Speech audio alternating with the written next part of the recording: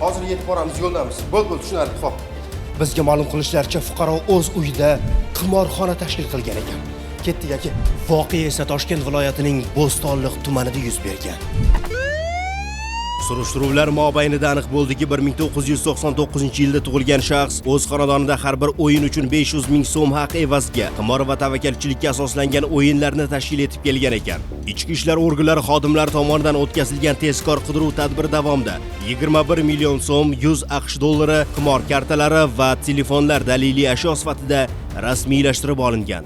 Holat yuzasidan Toshkent viloyati Ichki ishlar bosh boshqarmasi axborot xizmati boshlig'ining bizga ma'lum qilishicha, 11 nafar shaxsga nisbatan ma'muriy bayonnomalar rasmiylashtirilib, xonadon egasiga nisbatan Jinoyat kodeksining 278-moddasiga asosan jinoyat ishi qo'zg'atilib, hozirda tergov harakatlari olib borilayotgan ekan. Hurmatli yurtdoshlar, qonunni bilmaslik javobgarlikdan sizni ozod qilmaydi.